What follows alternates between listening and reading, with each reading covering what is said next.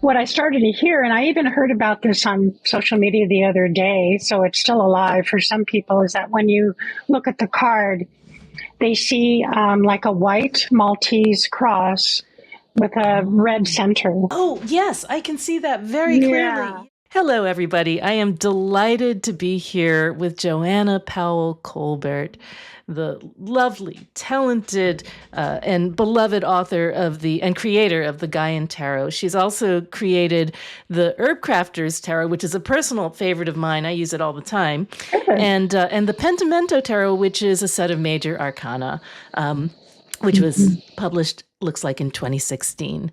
But we're here today to talk about the Gaian Tarot, which has a devoted audience. It's had a journey. It has, yeah. Right. I hear that. I was just looking it up, and it looks like you first self-published it in 2009. Right? I did. Yeah. 2010. 2010. Yeah, that's okay. right. And then it went through a lifetime at Llewellyn, and then it went over to Schiffer, and Correct. now it's in its second edition, which is very exciting. When did that come out? It is. Like today. That is fantastic. Yeah. People must be so excited. So, so we're going to go back to the beginning, many years ago now, of this deck. Many years ago. Yeah. And talk about what was the inspiration? What's different about it? Why did you feel drawn to bring this particular deck into the world? Sure. So we are going back about 25 years because I started creating it in like early 2001. Wow. So up to that point, I had already had about 20 years of studying tarot and astrology and ritual and all kinds of things. And at that point in my life, my spirituality really shifted to a place where I really wanted to immerse myself in the natural world and kind of just learn directly from Mother Earth. And I moved to a small rural island here in the Salish Sea in the state of Washington. And that I had an experience of just falling in love with the place, which I had never really experienced in my life before. And I loved it so much that it really profoundly changed me in the way I did my spiritual practice. And so I had a few years where I'm just like studying native plants and birds and ecosystems and just immersing myself in that place. And then when I kind of came back to tarot, I was trying to figure out, what could I do? What could I bring to the table that's new that nobody else is doing? And at the time, I had also kind of changed the medium I was working in because I had been doing mostly pen and ink portraits of people as archetypes, people as goddesses and numinous beings. Very close to tarot. Yes. Yeah. And then I shifted to colored pencil painting. So anyway, so I'm out wandering around the island one day, and it just came to me that if I could marry all my love and passion and excitement about the natural world with my love for the tarot, that would be something that would really engage me for a long time. So that's kind of where it started. But I think that what's different about it, when you turn back 25 years, there weren't that many nature-based decks back then. That's I think true. that there are now, which is very exciting. Yeah. So that was the main thing. There weren't that many that were really focused on what's going on in the natural world. And it was also really important to me from the beginning that it not be an all-white deck. So again, today, we have this, cornucopia of wonderful decks that show all kinds of people. Yeah. But back then, there weren't that many. And so I wanted to do that. I wanted to show people of many different sizes and ages and colors and cultures. So that was really important to me to do. So I did that. And then part of what I also wanted to do, kind of from a feminist point of view, was mix up the genders in the court cards. I love that. Because thank you. Because I was really tired of women always being labeled, receptive, all the quote feminine qualities and men always being active and forward moving and all that. And that's just not true. We know that's not true, that men, men can be very receptive, women can be very active. So I decided to put 2 of each gender in each of the ranks. Yes, and you kind of flipped them in those different suits as well. So I kind of did, yeah. And then I was inspired by James Wanless's Voyager Tarot to make the court cards the stages of life. So I think that was the only deck at that time that it did that. And that worked really well for me. And instead of calling them wands, cups, swords, and pentacles, you also base it in the 4 elements. So I decided to just keep the suits as the elements because I wanted to be freed from the idea of how many discs can I fit into the 10 of Pentacles, or how many cups can I fit into the 9 of Cups, right? And so from an artistic point of view, I just felt like that was a really limiting thing to do. If you just have 1 cup or 1 wand, that's fine. But when you have to fit in 6, 7, 8, 9, it becomes more about how can I cleverly do this composition rather than coming up with a scene. At least that was my choice. I just wanted to be able to be freed from that. I understand that. Absolutely. It's there's always this sort of very deterministic math that happens when you get to 8, 9, 10. I know some people were kind of unhappy with that choice, and I'm like, I'm not going to please everybody, Right. Why do something that's already been done? Another thing that I really love about your deck that is different from other decks is that the figures seem to be coming out of the frame a little bit. What was the inspiration for that? Just the idea that we always have, as kind of people on a spiritual path, and especially if you're practicing an earth-centered spirituality, you have 1 foot in the natural, in the physical world, and 1 foot in the spiritual, or the other world, as I like to call it. And so I just feel like there's always this flow going back and forth. And that was just kind of the idea. I like it. It's interesting, even though it began 25 years ago, and one of the things that people say about contemporary decks is that they start to date. Yours doesn't feel dated at all to me. It feels quite timeless. Well, thank you. I mean, I just used average clothing too. I didn't really, so I actually have worried a little bit that the clothing dated it, or the hairstyles or whatever. But that's really good to hear. And are the people in there, are they friends, models? Who are they? They are, they're people that I know for the most part. They're either, friends in my close circle of friends or friends of friends. And in some cases, I took all the I took almost all the photographs. I also had a friend who was a photographer who took some from me. But in some cases, I'm looking at several different photographs of different people when I draw the face or something like that. So some of the people are very recognizable. If you met them, you would recognize them. Of course, they're 25 years older. We all but in other cases, you wouldn't. In other cases, you wouldn't. So that's actually a really good segue into the next question about just the artistic process of making this deck. So you worked from photographs and then drew them? Is that how it worked? So what I would do is I would start out with making, first, I'm a writer as well as an artist. So I would start out by making lots and lots and lots of notes. And I would maybe take the Hierophant card out of many different decks, and I would look at them all and I would be, I really like that. I don't like that. And then I'm always asking myself, how does this show up in the natural world? And also I have a kind of bias against authorities.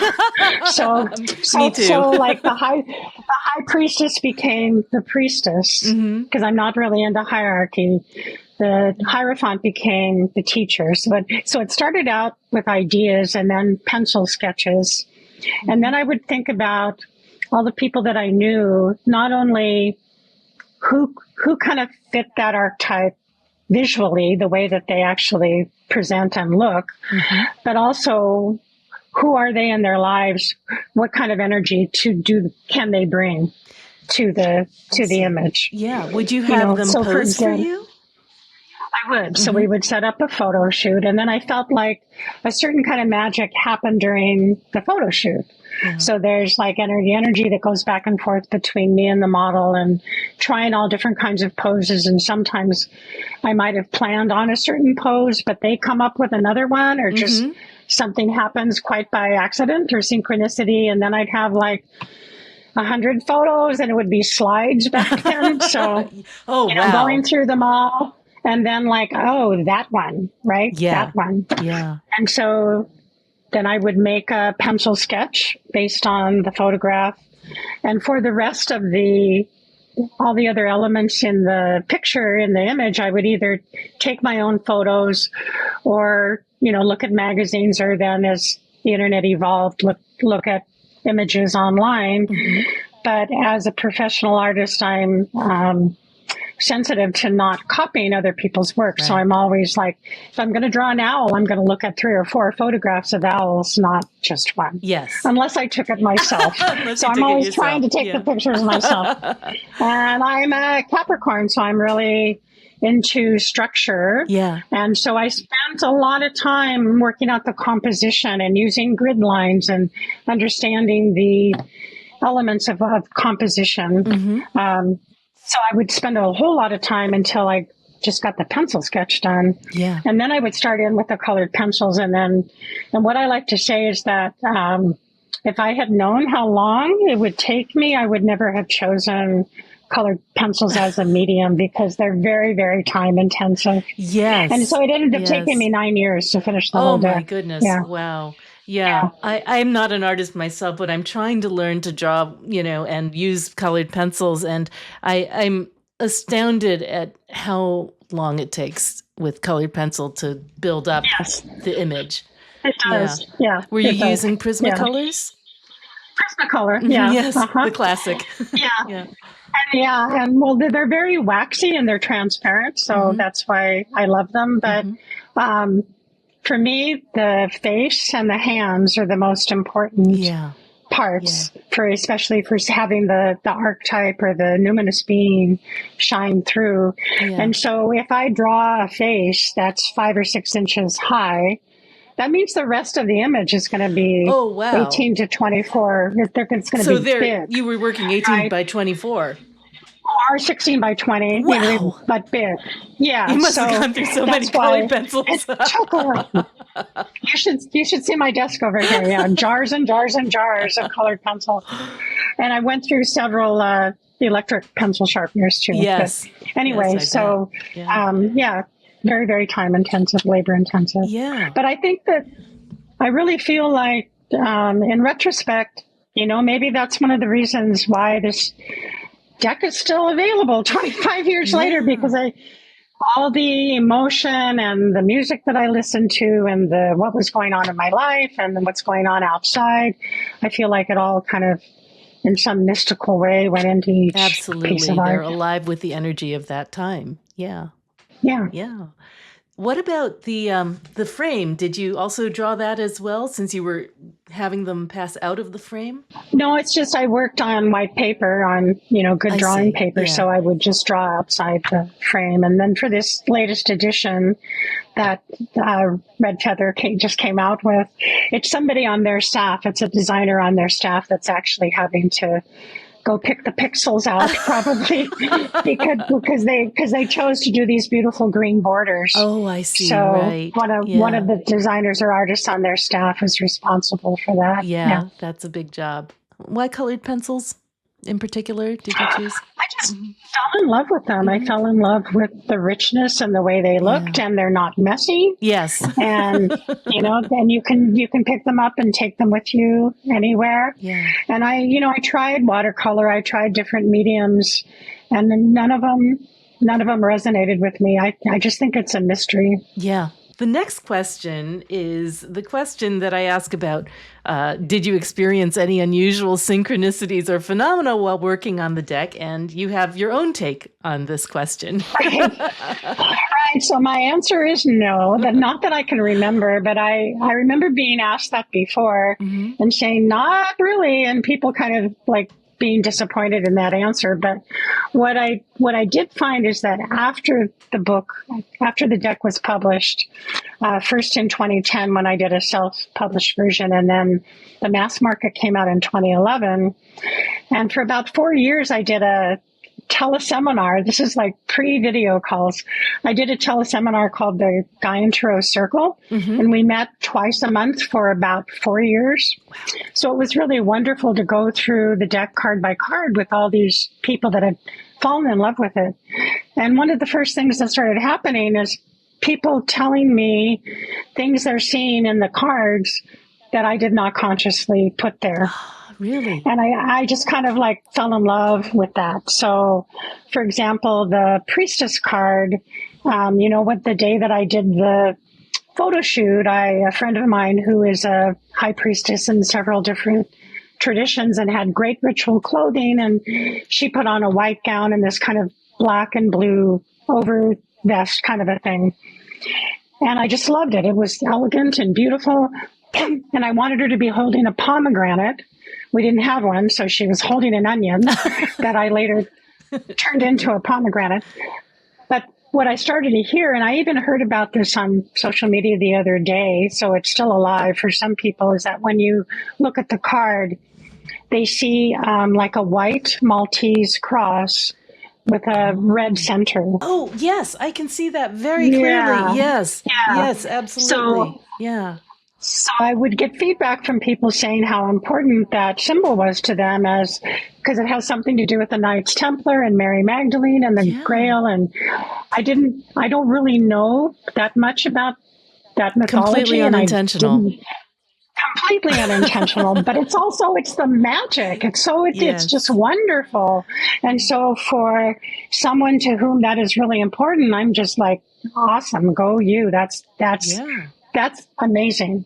So that was one. And then one was with the teacher card, which is my version of the Hierophant. And again, I wanted to really express how nature is our teacher, that we learn from the plants, and we learn from the plants, we learn from the animals, we learn from all these different things, and kind of getting away from the idea of hierarchy. And when I created that image, I looked at a lot of different photographs of elderly Asian men. So that was my intention, that it was an Asian man. It was a man. And right away, people began referring to that figure as her. And so I was like, really, that's so interesting. And so my first reaction would be to correct the person and say, no, it's a him. And then I'm like, stop. They're having their own experience. But what that taught me, and when I did the new version, I didn't redo any of the art, but I was able to go back and revise the book. And so I realized that this figure is non-binary. This figure is androgynous, and I didn't know. So in the new version, it's they, them. It's it's a they, them. And I changed several cards to they, them. So, but that one in particular was the one that was really interesting to me. That's wonderful. Right away, people had their own take on it. And can I mention one more? Yes, absolutely. So, so one more that I really loved was we were on a call talking about the lightning card, which is my version of the tower. And on the call, someone who lived in the desert said, here in the desert, we know that when lightning strikes, it fixes nitrogen into the sand or the soil, and the greenery comes back more verdant and more prolific and more abundant than before. Wow. And I just kind of, my mind was blown, because that was something. Know that. That's incredible. I didn't know that. I never lived in the desert. So what a beautiful metaphor for the tower card or the lightning card, because often after the terrible traumatic event, there is a kind of energy that, in my experience, absolutely, there's this energy is released afterwards. Yeah. And then, of course, the next card is the star. Right. And so in some ways, it's really up to us what we do with our tower experiences. Yeah, that sequence always seems very strongly tied together. The bindweed, the devil, into the lightning, which is the tower, and then the star. It seems that they all tied together. They happen very one after another in everyone's life. Yeah. Yeah, very much so. Yeah. So I was really excited to hear that, and I ended up putting it in the new book because I loved it so much. Fantastic. So in those ways, getting to learn from the people that use the cards what some meanings are that I didn't know about. I love that. The work really takes on a life of its own, doesn't it? It's not really just yours anymore once it's out there. And I have that experience sometimes when people will read a book of mine or listen to Fortune's Wheelhouse, and they'll quote something to me, and I don't remember that at all. No idea. But isn't that wonderful? It is wonderful. It really is. It's sometimes people receive something that you had no idea was in there, and that to me is deeply meaningful and moving when it happens. I think so too. So the next question I have is to ask you to tell me the story about one card in your deck that we've talked about some, peripherally, but one card that is particularly meaningful to you that you'd like just to share the story behind. Sure. So I chose the Death card, and in my deck, the Death card shows a heron, the body of a heron, kind of laid out in a boat that's decaying and falling apart, and there's all kinds of greenery growing up through the boat, and in the background you see the ocean with sunlight striking the water.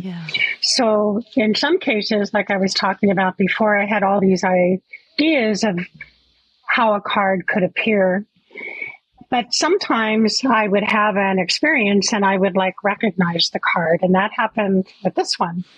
So some of the background is that at that time, again, I don't remember specific decks, but there were decks that would rename the Death card Resurrection or Rebirth or something like that. And it always really annoyed me that they flew right past the experience of death itself. Transformation, change.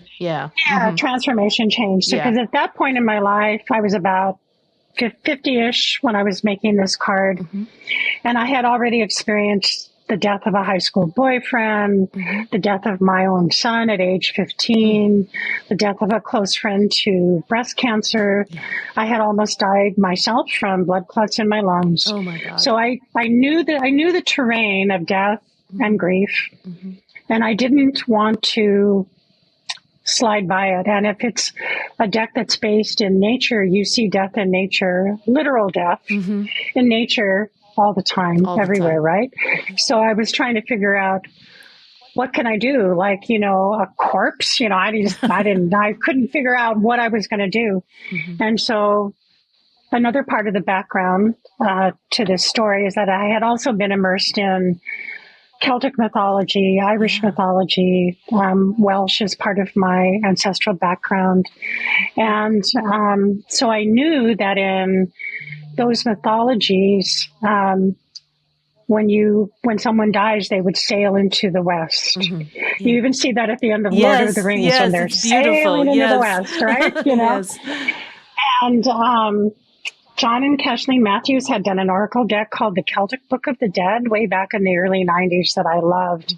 And part of that story is that the soul travels from island to island to island. And so living where I do, near on these islands, and I was living on an island, the island sometimes would take on those mythic qualities to me of it's a symbolic, it's the other world. So anyway, I had a naturalist mentor, a young woman on the island, and we would, she knew everything there was to know about the birds and the animals and the plants and everything. And we would go for wanders. We would just wander around the island together, and she would teach me things. And so this one day we were wandering around, and we were on the west side of the island, side, right? Yes. That's important. Yes. And we turned a corner not far from my house, and we came across this. Well, I'd seen the boat a million times. The boat, some fishermen had just hauled the boat up on the beach and left it to rot. And it was just part of the landscape of the island. But so we go around and we're looking at the boat, and we both all of a sudden noticed that somebody had laid the body of a heron in the boat. And I was supposed to say heron was a really special symbol to me, because I would see herons every time I would walk, and they're always on the borderlands. Like you would see the heron in the slough or on the shore. You would see it where water meets land, where air meets really water, where air meets land. Yeah. Very liminal creatures. And seeing a heron always meant to me personally home. I'm home. We named our house Heron House. And it also meant that I was being touched by the numinous, that the numinous, the goddess or spirit was saying, I got you. We're here. I'm here. So to turn around and to see that somebody had so reverently laid this body of this heron in the boat, we both just, it brought tears to our eyes. We both just kind of sank to our knees in awe and, hands on heart. And I think after a little while, we even started singing, and we got up and gathered boughs of cedar and other flowers and things that were growing there and put them in the boat as offerings. And it was, the sun was starting to set. It was late in the afternoon, so the water was sparkling. And I had heard an Irish storyteller one time tell the story that whenever the people on the west coast of Ireland would see light flashing on the water, or even like on a car or something like that, where you would see that glimmer of light, that they would say, oh, that's the White Lady. I can't do an Irish accent, but that's the White Lady. And so it's like an epiphany again of the goddess or of spirit. Yes. And so every time I see light sparkling on the water, it's like, oh, there she is. There she is. I love that. It's so beautiful. And that's the thing that I think we miss so often, especially here in the Western Hemisphere, where death is fearful and sanitized and lonely, that it's beautiful too. Yeah. Yeah, it is. Yeah. So I ended up taking some photos. And then as I was working on the card, I made sure to put all the flowers and greenery that was growing there as a symbol of rebirth, so that the rebirth is in there too. Yeah. And I put the mast in. Here, this goes back to being unintentional. I put the torn mast in, which actually was not there in reality. And then somebody said to me, oh, you put the cross in. Thank you for putting the cross in. And I'm like, I didn't. Because it's like I was a Christian once upon a time, but I'm not anymore. And I would not put Christian symbols in this deck. But that's good. If that works for somebody, that's good. But I put it in there because I felt like the composition needed it. And so it's kind of funny, because sometimes when I think about what did Pixie Smith mean by doing XYZ in this card, what's the deep meaning? And I'm thinking, I bet she needed it for the composition. Yes, it was probably a compositional decision. I don't know. Yeah, it's true. Yeah, I think that too sometimes. Yeah. What an incredible story. Thank you for sharing that. And it's such a gorgeous image, Yeah. When I read that about the light on the water, I kind of got chills, because I had never heard about that before. And it's and also water in the West, that's a very widespread correspondence, right? It's harder when you live on the East Coast like you do, though, to think about, because for you, maybe having water in the East might be a better this is what's interesting. choice. When I moved to this house, I immediately started trying to do ritual, and it seemed to me interesting that I did have water to my west, because we're like our house is just east of this pond. And so when I'm turning to the west, that's the water I'm thinking of. And the Atlantic is very, very far away. It might as well be in another continent, Yeah, for sure. Yeah. Yeah. Very interesting. Okay, so that brings us to our final question, which is, it's time to do a reading. And this is an opportunity for you to pull a card for something that's been going on for you that maybe has been on your mind. Okay, that sounds good. So my question is that I've been having some ongoing health issues, and I don't like it to stop me. So my question is, how can I best serve my community but take care of myself at the same time? So maybe that's a two-parter. But that is the central question of my life these days. Yeah, absolutely. And it's a good question. Yeah.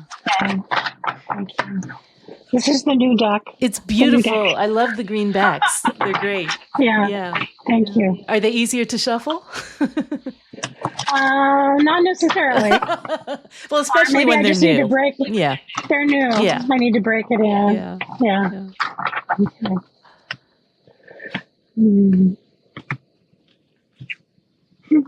Strength. Oh my goodness.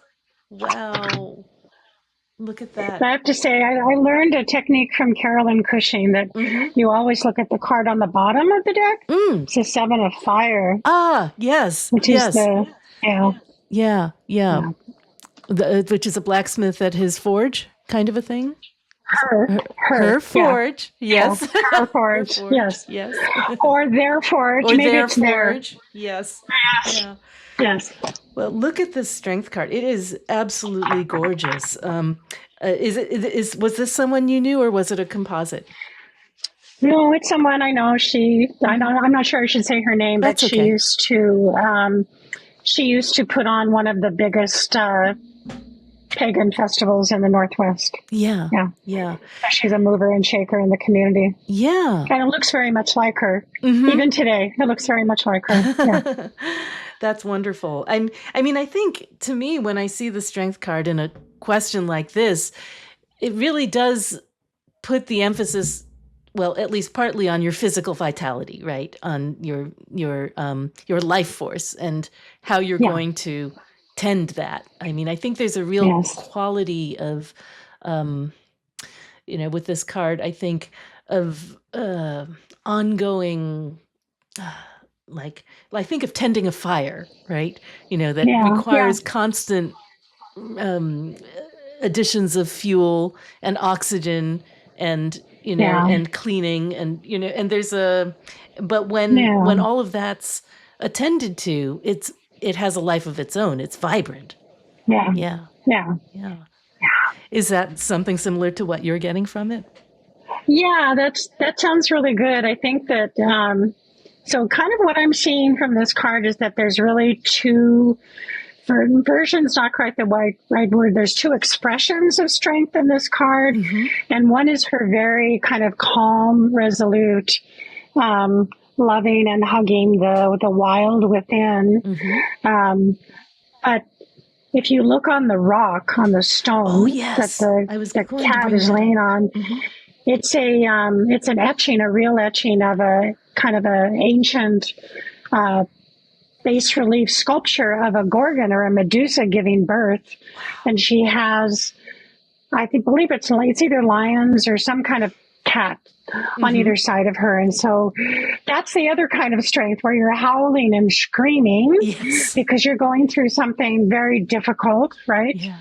Or maybe she's even expressing rage, who knows?